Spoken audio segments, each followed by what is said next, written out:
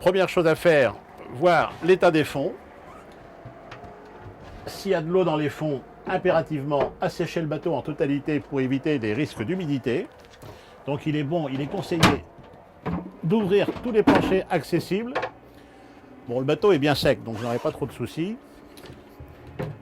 Et je conseille de, comment dirais-je, de laisser les planchers ouverts. Ça permet une bonne ventilation des fonds.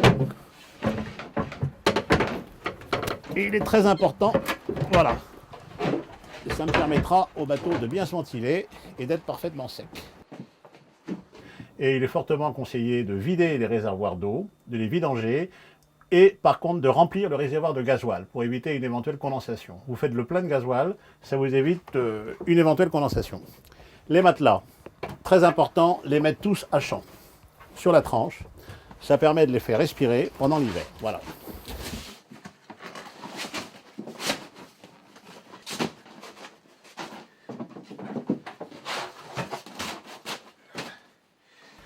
Et vous pouvez également ouvrir tout ce qui est porte d'équipet. Tout ce qui est porte d'équipet, toujours pour un problème de ventilation. Vous faites ça, votre bateau sera bien ventilé et vous aurez peu de risque d'humidité à l'occasion de l'hivernage. Les capots de pont, contrôlez s'ils sont bien jointoyés. Sur les nouveaux capots, vous avez une ouverture ventilation. Mettre la position intermédiaire, toujours pour que la ventilation se fasse parfaitement bien. Et également, il est fortement conseillé de mettre des blocs anti-humidité dans des bacs, dans le poste avant, dans le carré et dans la cabine arrière. Toujours pour que le bateau, pour éviter cette humidité qui est latente. Nous sommes en milieu marin et l'humidité est là, c'est toujours présente. Voilà. Ne pas négliger bien sûr tout ce qui est vanne et sortie de coque au niveau d'évacuation des WC et du lavabo. Et je conseille fortement de mettre une petite goutte de 4 saisons à l'intérieur de la cuvette des WC, de le pomper très légèrement, ça permet de lubrifier tout l'intérieur de la pompe. Voilà. Bloc cuisine. Bon, le frigo a été nettoyé et ventilé. Contrôlez, voir si la bouteille de gaz au niveau du réchaud est fermée. En profitez pour connaître la date de préemption du tuyau souple. Et également, bien sûr, graisser les vannes. Tout ce qui est vanne, cuisine et compagnie, les contrôler. Et profitez éventuellement de l'hiver. Si une vanne était dure, ne pas hésiter à la faire remplacer. Table à cartes, poste électrique. Table à cartes, ne pas oublier de déposer tout ce qui est pile au niveau des instruments. Et je conseille fortement, si le bateau reste dehors, de démonter les boîtiers électroniques et de les stocker dans un endroit sec. Soit de les confier à un électronicien pour un contrôle, et à l'hivernage, sinon les stocker chez vous, dans un endroit sec et chauffé pour l'hiver. Les batteries, bien sûr, seront soit déposées par le chantier, soit sont entretenues tout l'hiver à l'aide d'un chargeur. Ne pas oublier également de déposer les piles des feux de retournement et autres foscars.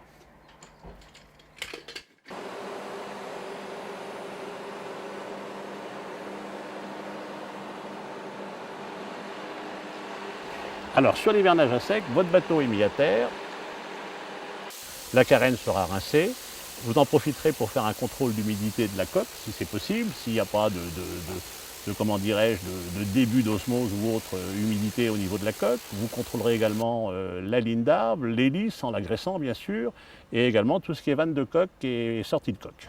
Le contrôle de l'humidité peut très bien être fait par un chantier. Beaucoup de professionnels ont un type d'appareil qui est un testeur d'humidité et il peut très bien contrôler la carène. Par contre, il ne faut pas oublier qu'il ne faut jamais contrôler l'humidité de la coque dès la sortie d'eau du bateau. Il faut attendre une semaine. Et on s'aperçoit d'une chose, c'est que des bateaux qui sont mis à terre tous les ans, 4-5 mois, n'ont pas de problème d'humidité parce qu'ils sèchent.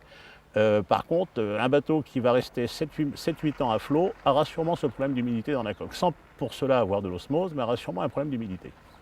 L'osmose est apparue il y a 20-25 ans, parce qu'à une époque, on était persuadé, au début des bateaux en polyester, que le gel-coat était 100% étanche et que lorsqu'on recevait un bateau neuf, on avait tendance directement à passer 2 couches d'anti-fouling, mettre le bateau à l'eau, on disait ça y est, c'est un bateau en polyester, il n'y a pas de problème d'humidité.